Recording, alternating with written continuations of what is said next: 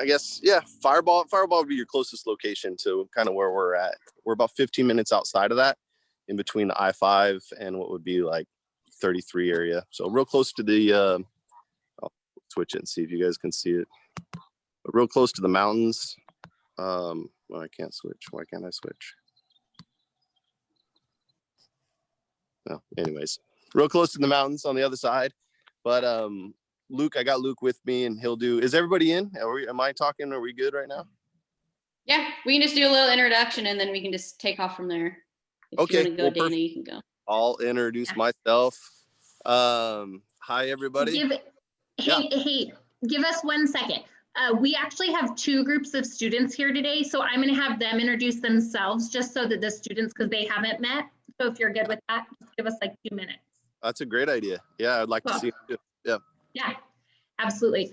All right, well, I'm going to introduce myself. I'm Dana Baker. I'm the firm's coordinator for Tehama County and our North State region, which is Yuba, Sutter, Colusa, and Butte counties. So I'm pretty far north, but I'm excited to hear about what you guys have, because I know OMC, you guys are here in Yuba, so we hopefully will get to come in person sometime. But again, we want all of you students to go around and introduce yourselves, because you guys haven't met each other.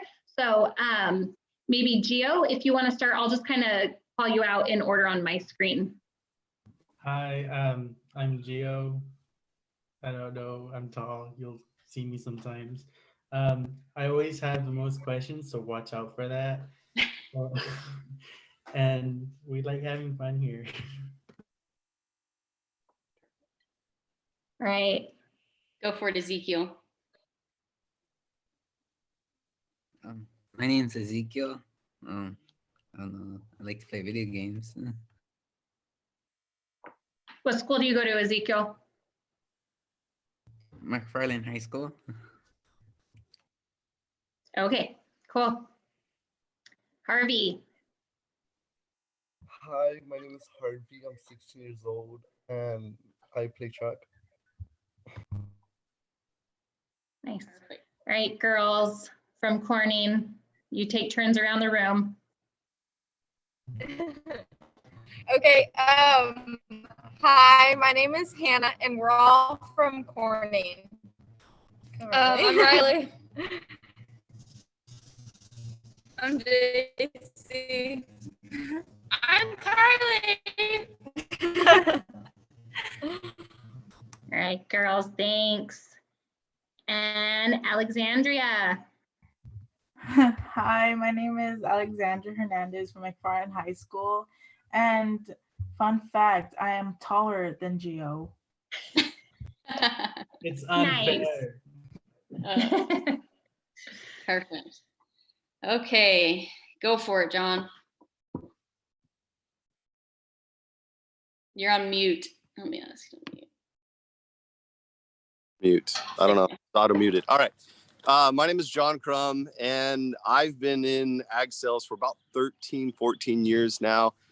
My family farmed a little small parcel inside of Madera, California, if you guys kind of know where that is.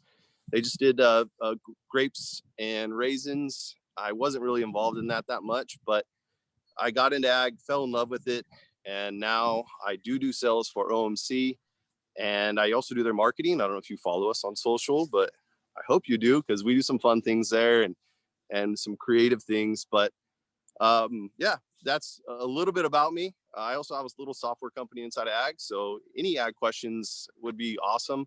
My friend I'll introduce here in a second will be Luke Hicks. He owns LH Farm Service, and he started out very similar when I started with OMC, which was about 4 years ago. So it's kind of a fun story.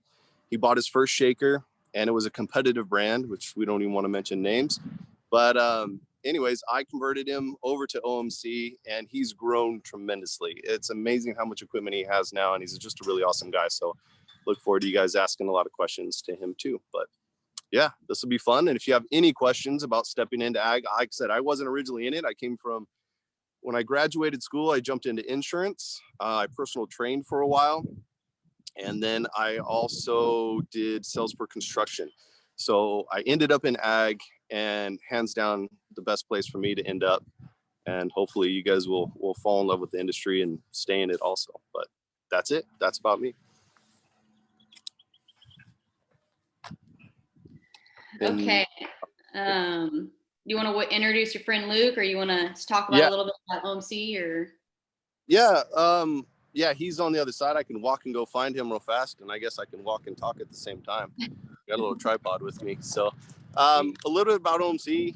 OMC is everything's manufactured in Yuba City, California.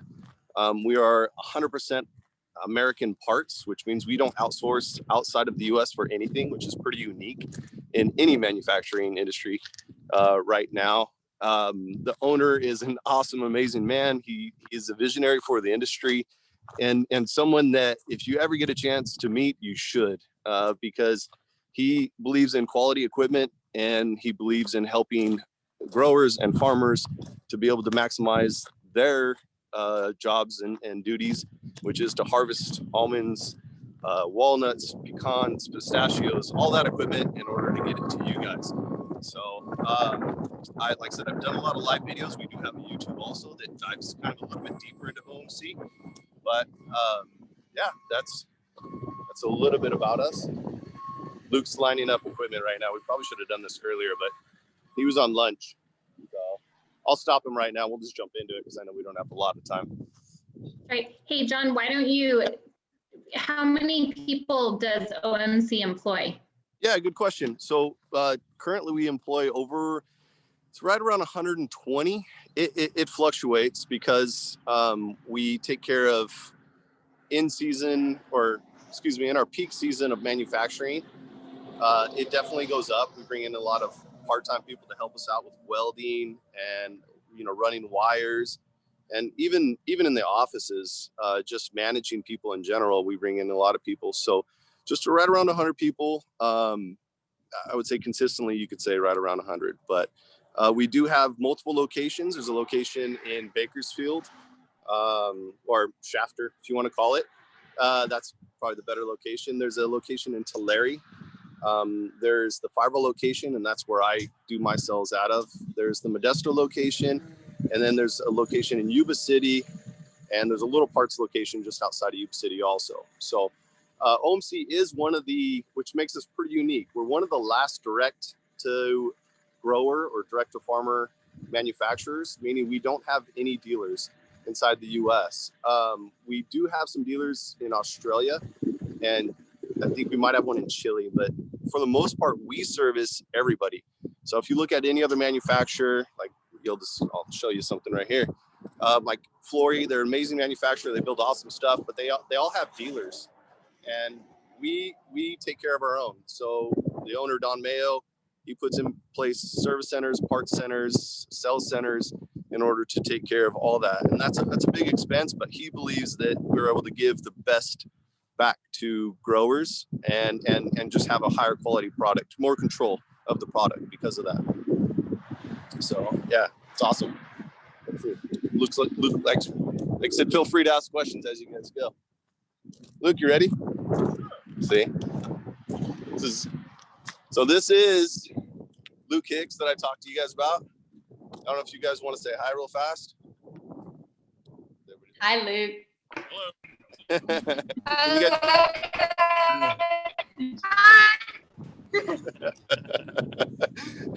So Luke is a friend, and Luke, why don't you tell a little bit about yourself and how you got started inside of this world of ag? Okay, so yeah, my name's Luke. Can you guys hear him okay? I need to get closer. Okay, all right. Perfect.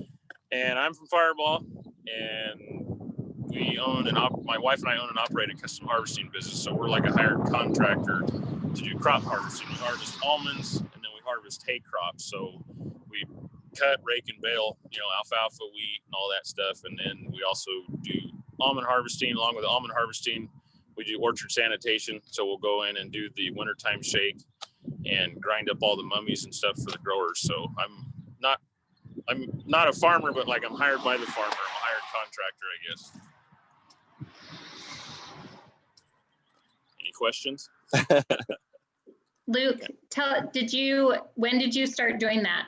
Did you go to college? Was that something in your family that you decided you wanted to do? kind of led you to the path you're at right now? I grew up in a farming family. We farmed in Fireball. I'm fourth generation in ag. We sold the ranch in 2014. So then in 2015 was my first year on my own. Yeah, I did. I graduated high school in 2005 and I went to West Hills College in Kalinga. I went through the Farm of the Future program. So we dealt with GPS systems, irrigation design, soil analysis. And then I went on to Fresno State where I was a crop production, mechanized ag major. So went to college, finished in 2012, came back to the farm. I worked on the farm during school, but came back full time, and then we sold the ranch in 2014, and then I started on my own in 15. And we've grown every year pretty well, and we're pretty well established now. Like I said, he made poor decisions in the beginning, but luckily the OMC sales guy sold him some better equipment. So I don't. There you go. Everything's a stepping stone to, you know, bigger and better things for the future. That's what we want to remind these kids, that all these students, that, you know, everything is about growth, and you should take away positives and know that even if it's not where you want to end up, oftentimes it's just a good stepping stone and you're learning skills that are going to benefit you in the future. Yeah, no, well, that's a good point. And it's a conversation that me and Luke have a lot is, you know, not only do you have to have some know-how, but you have to be willing to take a little bit of risk, right? I mean, we talked about and I think just having the drive, you know, and like the desire to do something is, you know, I don't know, that's what it was for me. I knew what I wanted to do, and I had a guy give me a piece of advice, you know, because when we sold the ranch, it was like, you know, I grew up all my life thinking we were going to farm. I was going to farm. And this guy told me, he goes, whatever you decide to do, just do it. And don't let anybody else tell you different. You know, if you have something you want to do, just go for it and figure it out as you go. You know, that's kind of how you have to do it. Yep. Well, good. You guys have any other questions? Or you guys want to jump into equipment? I can't hear you guys if you're speaking. No, you're good. We had one question from Ezekiel, just kind of asking, what do you guys do there? I mean, obviously it looks like you have a good time, but you know, the location you're at, is that just like a place where you house most of your equipment? What do you guys actually do where you're at?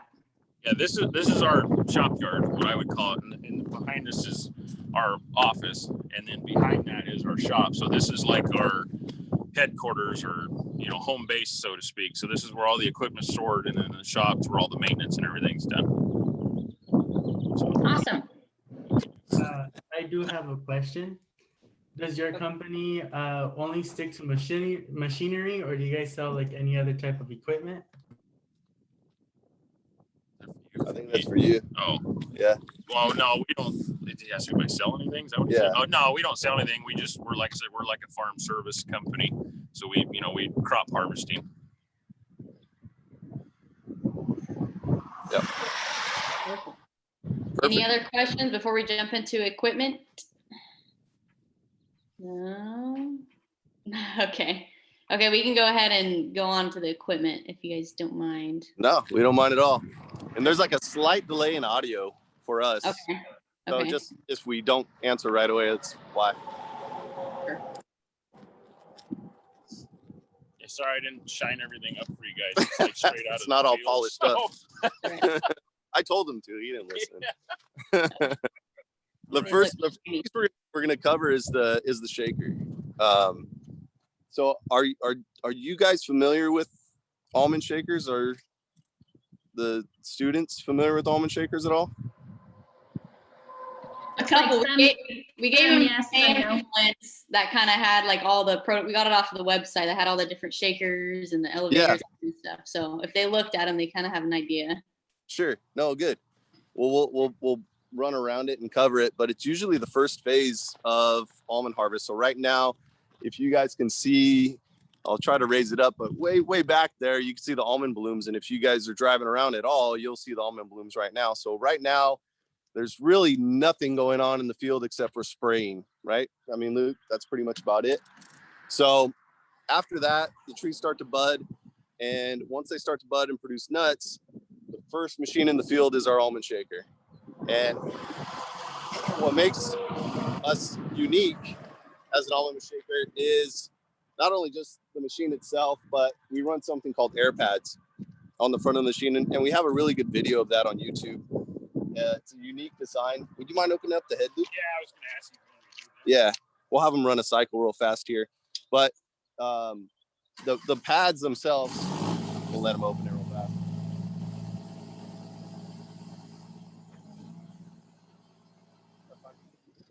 I'm gonna pull you guys off here. So the pads themselves actually run air. Bring you guys down here to the machine. Can you guys see that okay? You can see there's air injected through these pads, and these are a round pad. Most pads are hollow. So OMC came up with this, and it was a patented design.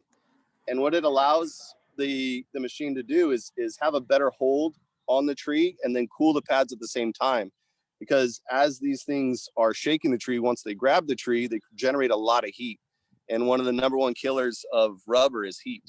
So OMC designed that and patented it. And it's been pretty much their number one selling feature since that. Outside of that, just pure durability of the machine. OMC overbuilds. Hey, don't try to make this a sales thing, okay? Please. Yeah, I won't go too much into sales. Sorry, guys. You guys got a sales guy. I don't know what to tell you. But they do. They overbuild the machine, and these guys run through. And Luke, what do guys? So when guys step into the field, and we put a guy in here, we'll answer that question in a second. But what do guys typically run? You put a guy in the field. What does he run in a day? Like how many acres is he covered in a day in a machine? Our goal with one machine is like 20. You know, if we try to do more than that, you know, if you're doing more than 20, you're a pretty good operator. But, you know, that's over like a 10 to 12 hour day trying to cover 20 acres. And it all depends, you know, on your tree spacing. You know, you get into some orchards where the planting is more dense, you know, so you got more trees per acre. So obviously it's going to take longer. But we shoot for that 20 to 25 range in a day. Yeah. Yeah. I know, like John was talking about the air, you know, cooling the pads. The other thing we do too, we have these slings and flaps, we call them, but you guys probably can't see it. It's with black, gray color. There's a manifold right here that every time this thing cycles and opens, there's a mix of water and silicone that comes out here, and that aids with cooling, but also aids with reducing friction, because you have these two rubber pieces together, and they come together to shake the tree. And you want to have as little friction as possible, because if they're gripping each other, you run a chance of what we call barking the tree or slipping the tree. So basically you're stripping the skin off the tree. And just like us, when you get a cut or a wound, you open yourself up to disease. So the operator, you know, tries to take care to, you know, limit that as much as possible, but it does happen. If you do accidentally like debark a tree, what do you guys do with that? Is that any? If you bark a tree? Oh yeah, I don't know if there's any. He'll show you. It definitely happens at times. The machine, like I said, you try to minimize that as much as you can, but it happens. And yes. Usually this is what you do right here. The drivers carry pruning sealer, so they'll get out and they'll spray it. So, you know, think about it like putting Neosporin on a cut. That's kind of what we're doing. You know, we're trying to seal that tree back up to close its wound. But like John said, it does happen. We try to limit it, but it is going to happen. Good question. So I guess we'll show you inside the cab real fast. Question. Yeah. When that grabs the tree, is that like an automatic pressure? You know, does it have a set pressure, or is that something that the operator decides? Yeah, like OMC has the thing. This machine has it called the FAST system. Don't ask me what it stands for, but it's called the FAST system. And we can set like our clamp pressure, so we can set how, you know, hard we're going to grab the tree. We can set the RPM of the engine, so that's going to change the shake, and we can also adjust our shake time. So if we do want to set it up in automatic mode, the operator can do that. But generally, most guys are just counting, you know, 1, 2, 3, 4 shaking, and then that's it. So yeah. If you guys haven't seen inside of a cab, I'll try to do the best I can here at showing this to you guys. But can you guys see that okay? Controls. Sorry, I'm doing my best here. There we go. Okay, awesome. Somebody said yeah. All right, so you have a joystick, and the joystick functions as out, which would send the head out, and then in, which would bring the head back in. So it's very intuitive. And then if you bring the head back, it's going to lift the head up, and push the head forward, it's going to bring the head down. You can rotate the head. If you press either one of these top buttons, the head will rotate. So if you have a leaning tree, you can rotate the head, and then clamp shake, and then clamp open. So fairly intuitive controls when you're talking about shaking, right? When somebody is able to get in here and understand that, hey, out is out, in is in. It's very fluid for an operator to be able to jump in here and see that. Did you guys want me to show that real fast? Sure. Yeah. Do you want to grab a tree? Grab a tree. Well, Luke's going to grab a tree for you. How about Not that? an almond tree, but it's a tree. We're just going to shake it. We'll see what happens. All right. There you go. Let's do it. See? What tree are you going to grab? One of those. All right. I didn't expect this. All right. Probably won't be able to hear you, but we'll make sure you guys can see it. Okay.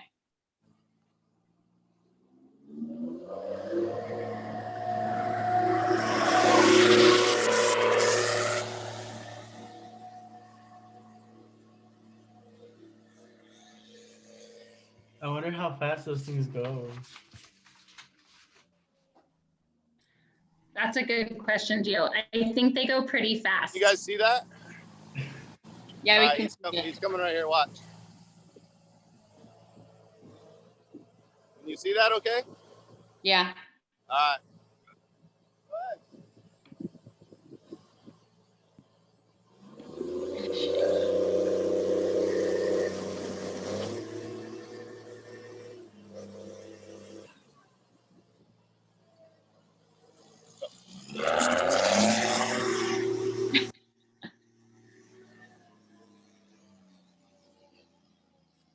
So when he shakes it, if you haven't been in the field, you could feel it. It almost feels like there's an earthquake going on.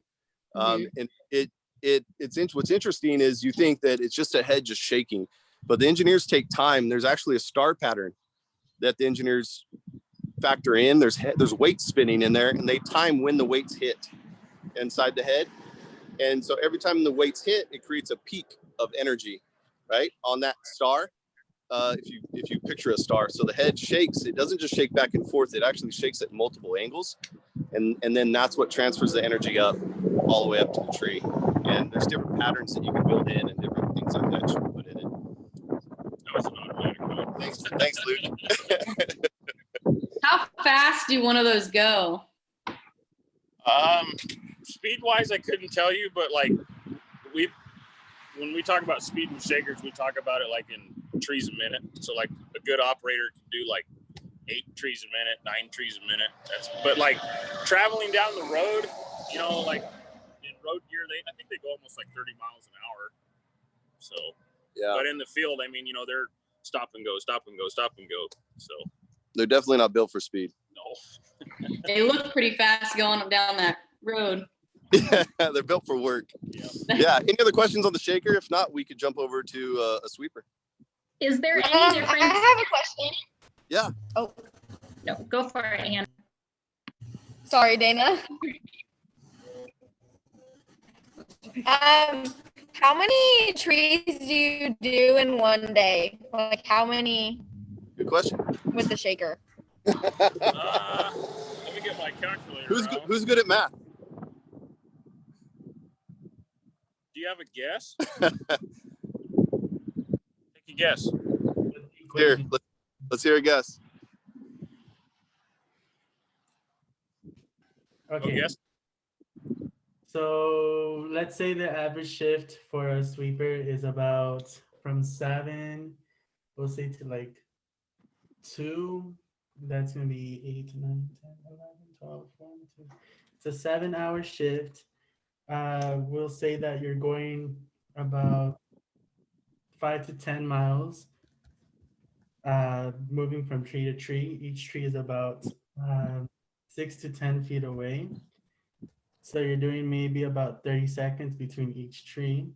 So you're multiplying 7 times 16.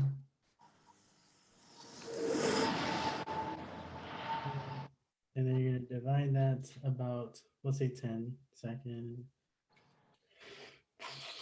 What's the number?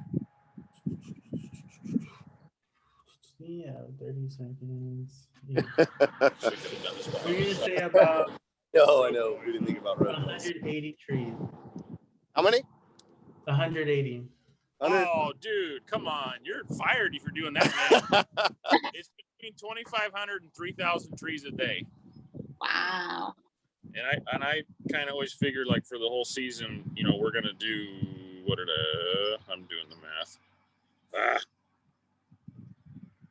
We're going to, for the whole season, we're going to shake between 330 to 340,000 trees.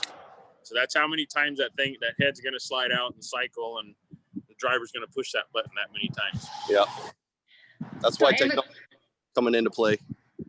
Is there a difference in the shakers from shakers that shake almond trees versus shakers that shake walnut trees versus shakers that shake pistachio trees? Yeah, good question. So the machines in like overall design are similar.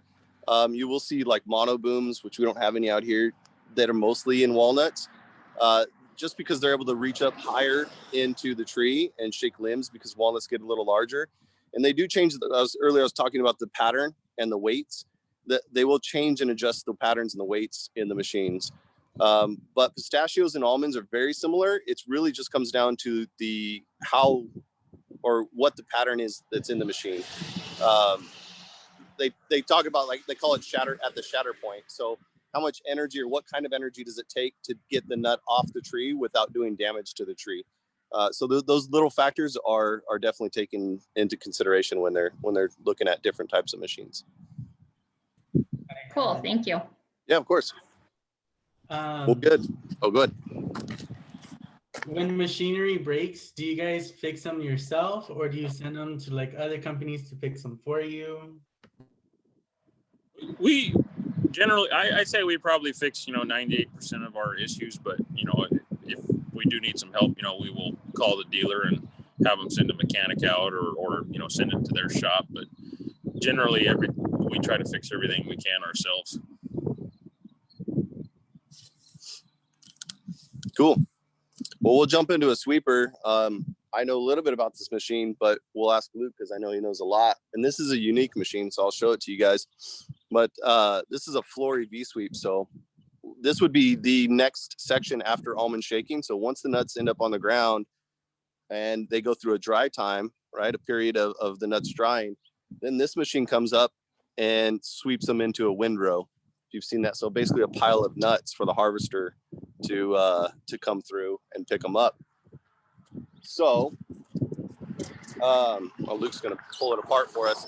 So this machine's unique because they call it a V sweep. If you notice the front of the machine, it actually has a little bit of V right where Luke's at. So normally, traditionally, sweepers are single-sided, which means that they would only have one set of, they would take half the V out, right? So half the V would be gone, and they would sweep one side of the row, push half the row in, and then they would come back and then push the other row. Well, Flurry came out with a V sweep, which they call it a single pass design, but most farmers, most custom harvesters use it to close. Do you use it to just close? Yeah, Luke, just to close. So yeah. Talking about small sweepers and V sweepers, are smaller sweepers, just imagine it like this, but it's half. So it's only one side.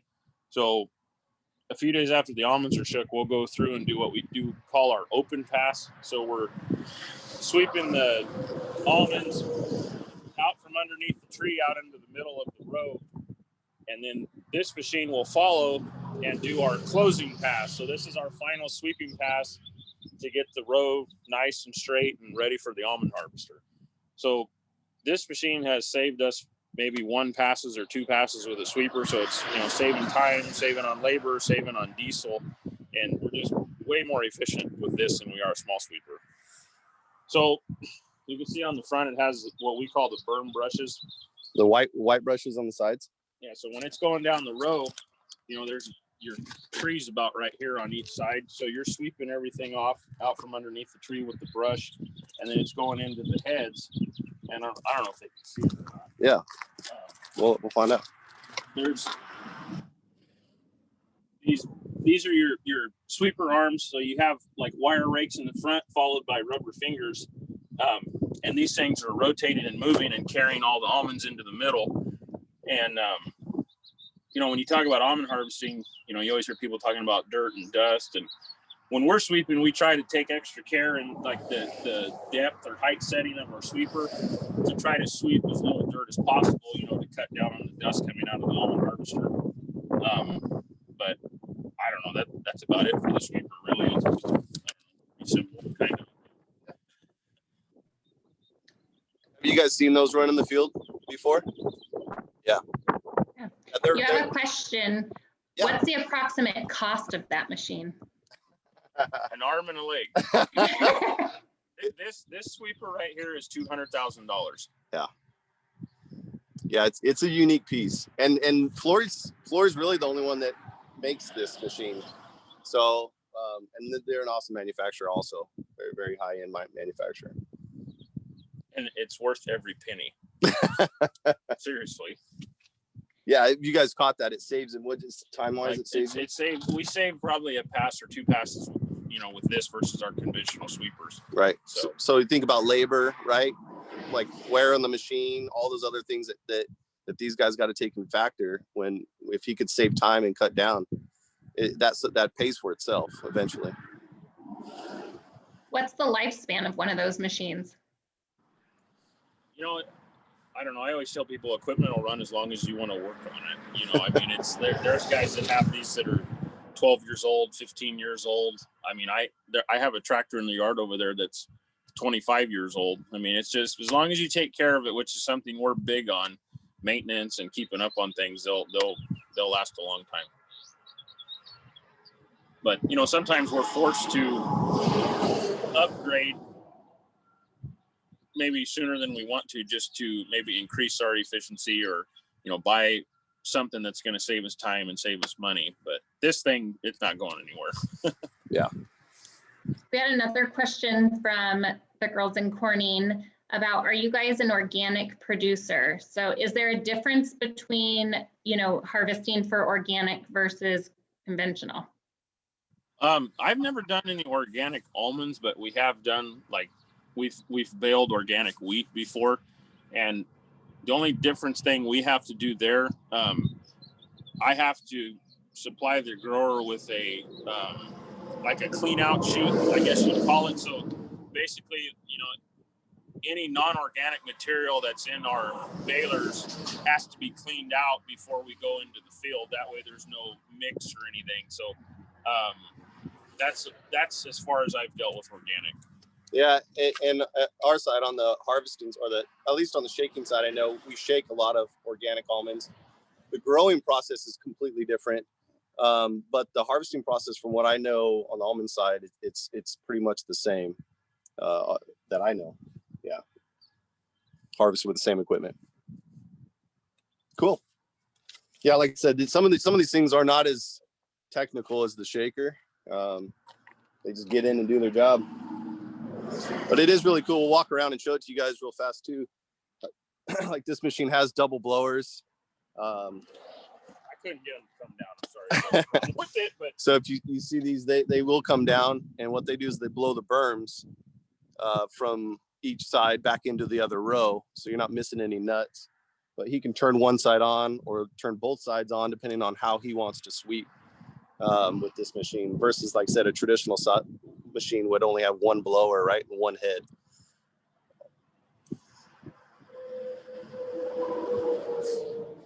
I see that you guys have some elevators over there. We're gonna go on into pistachios. Yeah. Maybe we'll see one. Yeah, yeah. I've always wanted to ride one, but yeah, this. Yeah.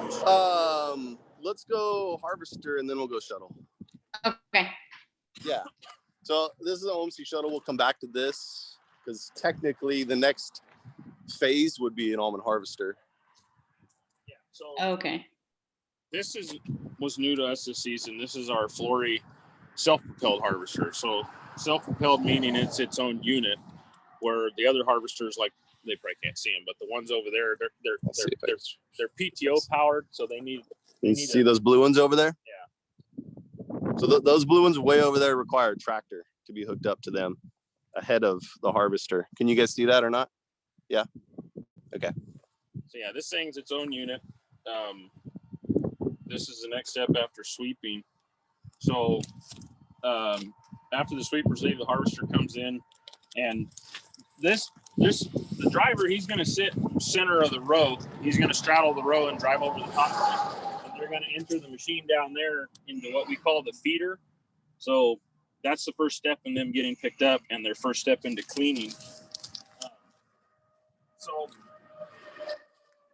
this harvester has what we call them cleaning chains. So there's 3 different types of chains in it. You have your pickup, and then you have your second one, which we call your intermediate or your primary. That's where most of your cleaning. So like when I say cleaning, it's basically like sifting all the dirt and stuff out, separating the, between almonds and dirt and rocks. And then you have your final step, your elevator chain here. Oh, they probably can't see that. Huh? Yeah, I don't know. So I'll see. This harvester has what we call a twin rod chain in it. And it's can you guys see this? Let me know if you guys can see this or not. This chain. Yeah, we can see it. Okay. Yeah, this is what we call our twin rod chain. So this thing's running backwards, and almonds are getting put onto it, and these gaps between the rods, that's what allows all the dirt and other debris to fall through as the almonds are going by. So we try to separate as much as we can here, and then this is your suction fan. So this has a big blower fan on it that's pulling all the leaves and other crap out of it. So that happens right here. So we try to get all the dirt out from start as much as we can out to here. That way we're eliminating the dust coming out of the fan, out of the exhaust. So hopefully our goal is to just try to pull leaves and stuff and not dirt. And then here's your discharge chain that goes into your reservoir cart. The reservoir cart is unhooked right now. Sorry, John. Anyway, so this has a trailer behind it, what we call a reservoir cart, and it's getting filled up as the almonds are coming out of here. And then after, then the next process is the shuttles, but I don't know if anybody has any questions on the harvester. Any questions? How much does a harvester hold, or how much can it do in a day? How many acres could it cover in a day? This machine right here by itself, we always run 2, but I'd say with this one you could probably do 80 to 100 acres in a day. Last year with this one harvester and then one of our PTO harvesters, I think our best day we did like 170 acres, and we filled up 20 semi truckloads. This machine right here, I call it the Ferrari of almond harvesters, because this thing's designed to go fast, and it does cover the ground.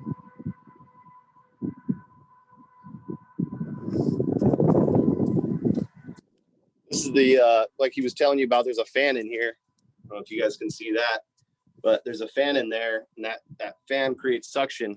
So off that top chain that he was talking about, it'll pull the dust and leaves, and he can control how much suction it's pulling. So like I said, when all those almonds are swept up into a windrow, there's a lot of material and junk. If they send that to the almond puller, he doesn't get charged, but the farmer gets charged.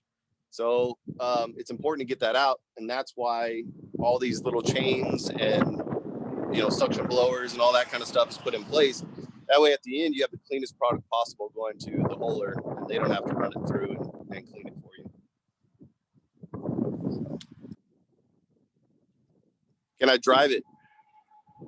That was one of the questions. Can I drive it? Yeah, if you want a job. If you want a job, he said. Well, good. So while he says okay. So while the harvester is running, like Luke said, there's some reservoir carts. So you see the red cart and then the yellow carts behind that. You asked earlier, you don't need a special license to drive it. You asked earlier about how much it can hold. Well, the harvester doesn't hold anything. The harvester is cleaning and getting the crop into those reservoir carts. And those reservoir carts are what hold. So, and they hold anywhere between 350 to 400 cubic feet. That's about right, huh? More or less. Yeah, of material. So the only reason it's holding that material is because it's waiting for this guy, the shuttle, to get over to the cart to unload the cart in the field. And then the shuttle goes to the elevator. And we'll cover the shuttle, but I'm just giving you a quick rundown. Goes to the elevator, which loads it in the truck, and then goes to the holder. So that's the process. When do you know what 400 cubic feet of almonds weighs? Luke? Just out of curiosity, I don't know what it is. I'm trying to guess off of like how many loads we put in a truck. I don't know, maybe like 7,000 pounds or something. Okay, 6, so about 7,000, 6,000 pounds of almonds will be loaded up into one of those carts. And the goal, especially when you have this setup, is to not stop. So this driver doesn't want to stop, right? That's this driver right here. He wants to keep going for efficiency. Like I said, there's only one way Luke can cover that much ground in, and that is if everybody's working in sync. Because if he has to stop, now the whole operation has to stop. So the beauty is these guys can unload on the go. So the machines never stop. They always continue to run. I mean, if something happens, they can stop, but for the most part, they try not to. They try not to never stop. So that brings us to this, and this is I think where, not just because it's yellow and an OMC, but this is where in the almond process, not only is the harvester super crucial, which we talked about, but the shuttle. The shuttles are what are going from the field. When is harvest season? We'll cover that. From the field to the elevator, right? There's a gap, and sometimes it could be a mile gap. So the harvester is in the row, right, in the field, and the elevator may be at the end of the row or in the middle of an opening where they can get diesel trucks in with trailers. So this guy has to go 30 miles an hour. He can go forward and backwards 30 miles an hour, and we'll show you that. And this almond shuttle, we call it AR 400. And the reason we call it AR 400 is AR stands for air ride. So for the friends of air. I didn't know that. I always wondered why See, they were called AR. Luke learned something today too, guys. So it's full air suspension. So it's on all airbags, which creates real comfortable ride for the operator. And that's important because the more comfortable the operator is, the longer he can sit in the seat, work, not want to take breaks, right? All those little things are important. And then 400 stands for the amount of cubic feet the bin will hold. So this will hold 400 cubic feet, and the reservoir carts will hold about, like I said, 350 to 400, depending on what you have there. So his job is to unload the reservoir cart as fast as he can, and then get back to the elevator. So that's pretty much what this guy does. You can see there's airbags right there. They're on. Sorry if stop me if I'm showing this too fast. Sometimes I get ahead of myself. But this machine is just like basically a big truck is really what it comes down to, right, Luke? Would you say? Yeah, I call this, the NASCAR truck of almond harvesting, because this thing just doesn't stop. It can't stop because this is, what is going to keep the harvester going. So this guy has, one job, just to be pedal to the metal as safely as possible. And, to catch up with the almond harvesters and all of our guys, they all have two-way radio communication between each other, which has helped a lot, when these guys are trying to find the harvester, because that's what they have to do. They go dump at the elevator, and then they have to turn around and go back to the field and locate that harvester and unload them again. And all this is done on the move. There's no stopping. And like John said earlier, this thing goes 30 miles an hour forward and reverse. When he's unloading the almond harvester, he's driving reverse, and he's pushing on the harvester. He's pushing on the reservoir cart, and that's what's allowing the nuts to get loaded in. I'll show you. It's a cool feature of the machine. I'll show it to you guys really fast. Actually, Luke, why don't you jump in and spin the seat? All right. I'll video him. So what you'll notice is, if you guys can see, is he's facing forward, right? And this This cab's super nice. So when he's facing forward, he could drive forward. And you think 30 miles an hour isn't that fast, but you got to remember, you're driving down an orchard road surrounded by trees, right? And other equipment. It's fast. It gets a little sketchy. Yeah, when you're loaded up with a lot of weight, it's fast. So what he does is when he's driving forward, he can go wherever he wants. But instead of turning and around with his Instead head, of doing this, right? You know, like you're backing up, there's a button right here. Imagine doing that all day. You can rotate the seat around. He can spin the whole platform. Can you guys see that? He can spin the whole platform, and now he's looking backwards.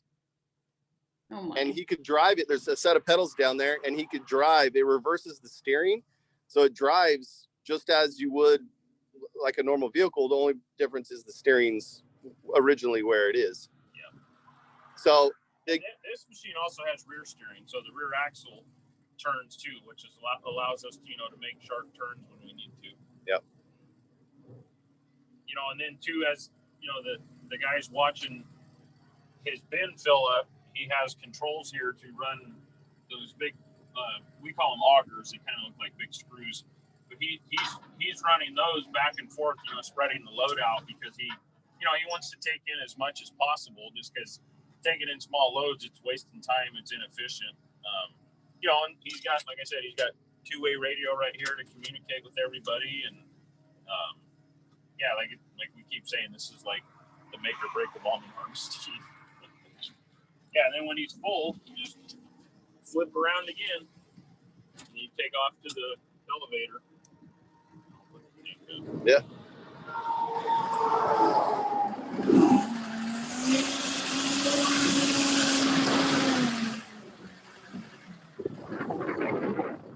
You'll see. Completely lifts the tank, like I said, and then dumps. So once he gets his load, he brings this back and then fully dumps into where we'll go next is the elevator. You guys have any questions on the shuttle? What fuel does it like run on? Electricity, or do you guys fill it with gasoline or diesel? Runs on diesel. We're not to electricity yet. There's no Tesla charging. We need guys like you to figure that out for us, make it better. How often do you guys fill it up with the? We've serviced in the morning. This machine right here probably burns, I don't know, 20 to 30 gallons of diesel a day, something like that, I would guess. So once a day we service. And that's what we do. We always service in the mornings, and then we're good for the whole day.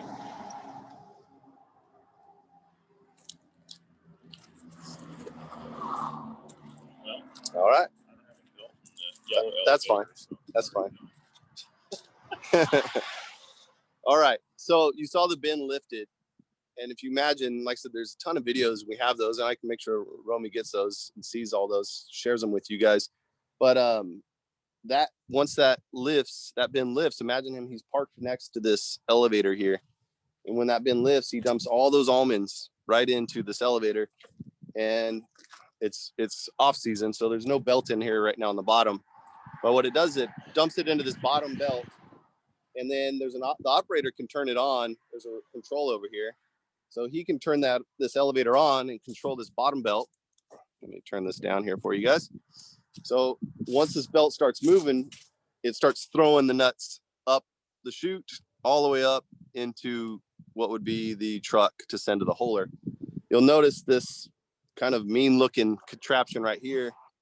And that's a de-sticker. So that actually sticks out. It combs, think of it as like a big comb.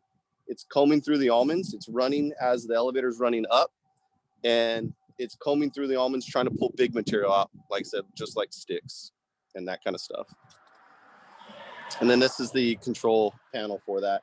So an operator can use the control panel if he wants, but the OMC and pretty much any other company runs a lot of times remotes. They'll run remotes to just turn them on and turn them off. That way they don't even have to open the door when they get to the elevator. This is a super simple piece, so there's not a lot on this one. How fast does like the belt move? Is it pretty quick or? Well, okay. I guess one way to describe that is like we can unload a shuttle's worth of almonds, maybe just say probably 2 minutes at the most, or a minute and a half, depending, if there's a lot of dirt in it, it's going to be slower. But if it's nice, clean almonds, I mean, it may even be a minute, and it'll just unload and go. And we when we're harvesting, running full bore, we probably fill up a truckload every 30 minutes. That's how fast we're going. Oh, wow. Yeah. So 400 cubic feet, the full bin of that shuttle that we saw earlier, well, these shuttles right here, like you said, right around a minute, right? Minute to 2 minutes, depending on how dirty it is. Just fast, really fast. Yeah. What do you guys do with the excess, like the dirt and all the stuff from the other machines? Do you have to like manually take it out, or does the machine like have that kicks the dirt out after? Well, the almond harvester is like any dirt that falls through the chain. It just falls through and it stays in the field. It just stays in the grower's field. And then, like John was showing you the de-sticker, there's a belt that will throw those to the side. And, usually, but when we're done, there's just a big pile of sticks, and, that's for the grower to deal with, not us. And they usually just burn them. Usually they burn. Yeah, once the sticks pile up, they'll spread them out and they'll burn them. I mean, sometimes right in season. Okay. Yep. Yeah. So what is season for you guys? What is what? Season. What is harvest season? The shakers start, I don't know, the first week of August, and pretty much a week after everything else starts. But we'll run all of August, all of September, and then we will finish like the first or second week of October. That's almond season for us. The shakers will go back in December. Yeah, for winter sanitation. So any almonds that didn't come out of the tree, we call them mummies. Yep. That's a host for navel orangeworm to overwinter, and then could wreak havoc on a grower's crop. So our job is to go in there and get those almonds out of the tree and onto the ground so we can grind them up. Yep. So the shakers see the seed. They go to work twice. Yeah. During the year. Versus so and sanitation can be a month, it could be 2 months, it just varies. Really depends on weather. They look for moisture. So the foggy days, if you notice a foggy day in, like I said, in the December time, or a little bit of rain, the right around that December time, the machines will be out either in that stuff or shortly after, because it creates weight on the nuts and allows them to shake off a little bit better.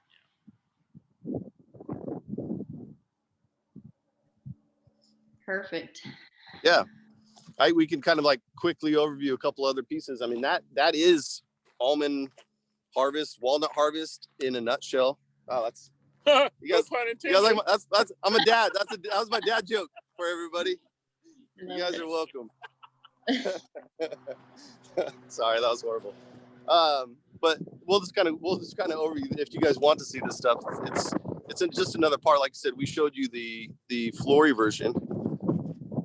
How much does almonds make every year? Are you saying making money? Let's clarify the question. Yield or money?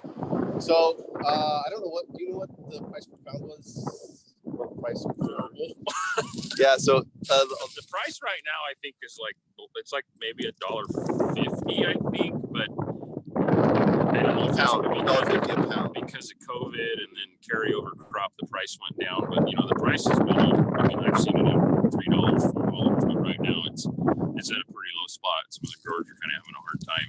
And so, that's per pound. And it depends on production. When you look at like the total numbers, you could say, oh man, you had 3,000 pounds per acre, right? Which sounds like a lot, and it's a pretty good, decent crop, especially when you times that times 350. But you're not taking into any considerations of operational costs, right? And chemicals and harvesting and all those other factors. So when you look at the numbers, and you can run the numbers, but it looks like a lot, but everybody always never pays attention. So this year was a rough year for almond pricing. It's not as good as it has been, but you got to get them off. That's for me. So this is a Mcnair PTO harvester. So it does the same thing as the Flurry that we showed you. You just got to hook up a tractor to the front of it, and it's just not as fast. right, Luke? Would you say anything else? They're good machines, but yeah, no, they are. It's just, you know, like the Flurry, it's got a faster harvesting speed. You save a lot of time turning around because you don't have to stop or do anything. You just turn around. This one, you know, with the tractor, you have to stop and turn the harvester off, lift it up, turn around, you know, and it takes time. And with what I do, you know, yeah, parts and fuel and labor are expensive, but where we really save our money is time, or where we lose our money could be time. So that's why we went with that Flurry harvester. Here's the cart. Yep. So here's the reservoir cart. This is what would be connected behind the harvester, just like a trailer. So you know, the almonds are thrown into here. These augers here, they spread the load out, and you know, there's another spot where cleaning is done. You know, you get a little bit of cleaning with these chains, and here's some dirt falls out. So you guys saw me flip around in the seat in the shuttle. So, you know, just imagine that thing basically coming up here and bumping on them. And there's this big lever right here. So this is a valve that, when pushed, activates this chain here, and that starts the almonds unloading into the shuttle truck.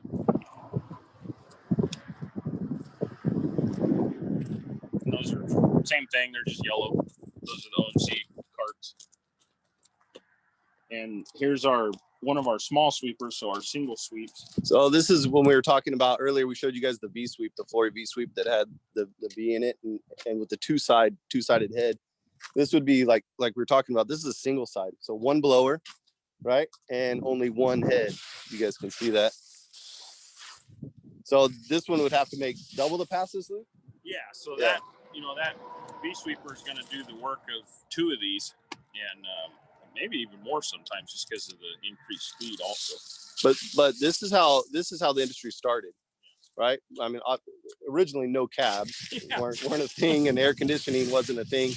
But originally when they started, it was a single side sweeper, and the V Sweep was not even, no one even knew anything about it. So. Yep. Good. Any other questions on that kind of stuff?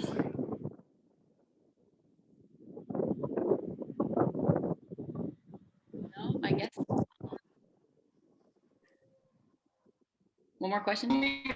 How much water do you guys usually use per orchard? Well, I'm not like in one orchard per year. Well, I'm not a grower, like I said, we're a contractor, but I've been told that almonds take about three acre feet of water. So I don't know what that is in gallons. I should know, but just imagine like a football field. Imagine it 3 feet deep in water. That's about 3 acre feet. That's how much water it's going to take. That's a good visual. Yeah, well, that's an acre foot of water is about a football field a foot deep in water. But yeah. So that would cover what? That would take care of 1 acre of almonds. Yeah, that's how much 1 acre. A lot takes. of water. Yeah. Yeah. Good question. I only have one more question. What time does your day start and end? Jeez. That's a good question.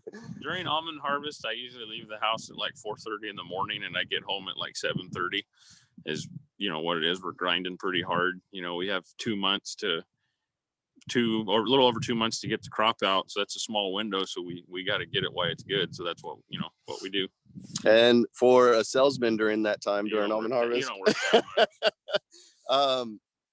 normally, because we run demos and a lot of equipment in season, we're up usually right around 6 until dark. So we try to run a similar schedule, but usually what happens is we're running demos and bringing equipment out to guys like Luke, that these guys like an hour or two to get started, and then we bring our stuff out and show them the new equipment and get them running and all that kind of stuff. So yeah, you're working a full day. Usually in season, you're up when it's dark and you go home when it's dark. Definitely in season. There's outside of harvest, there's freedoms there. Yeah, like right now we're working till 3:30. That's it. I've got a couple tractors running in the field. They're working a little longer, but Right now, for me, it's like 6 to 3:30, and that's it. There was a written question. I didn't get to see it.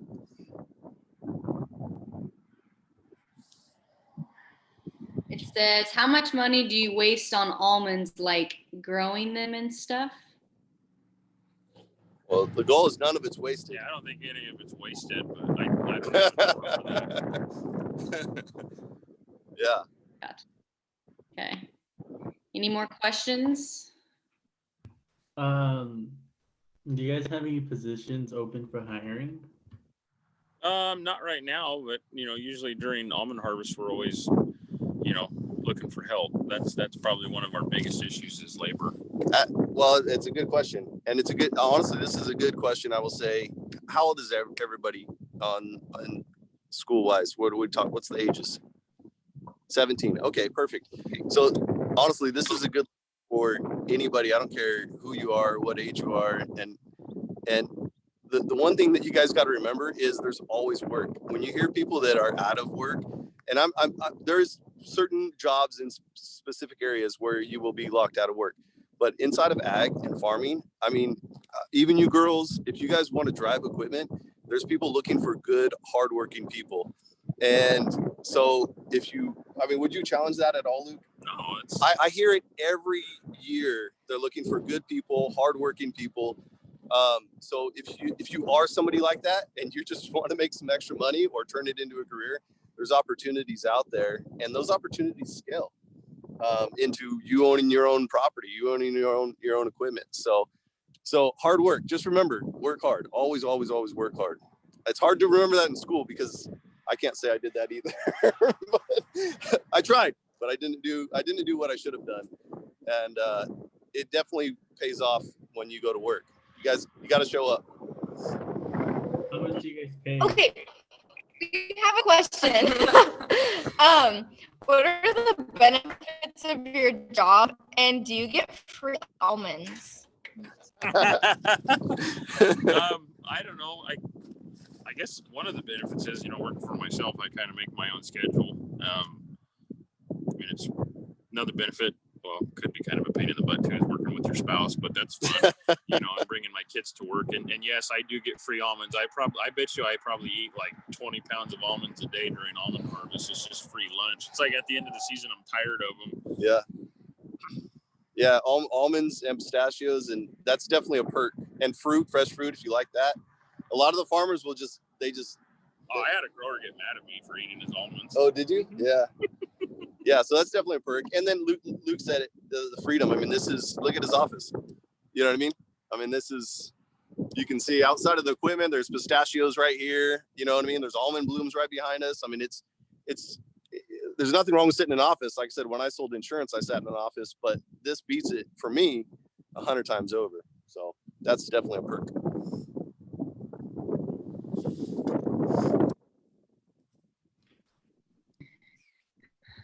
How long do you have to go to college to have the job you're in? Are you asking me or Luke? Both. Okay. Well, okay.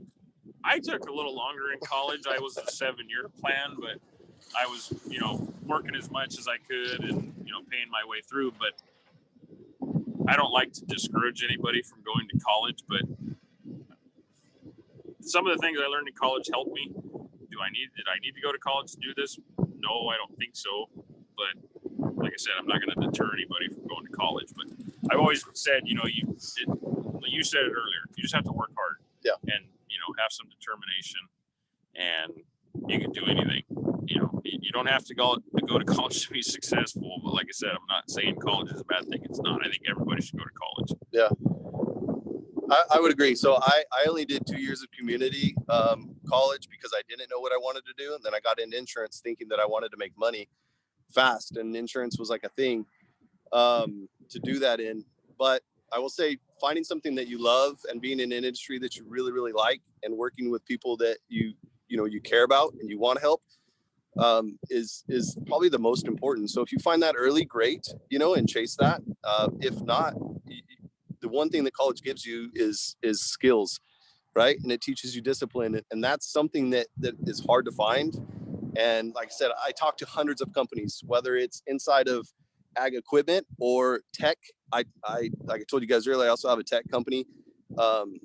People are looking for hardworking people that are resourceful and that are reliable and that have intelligence, not only book smarts, but street smarts also. So if you guys can show up and you can provide that, people are going to hire you and they're going to pay you.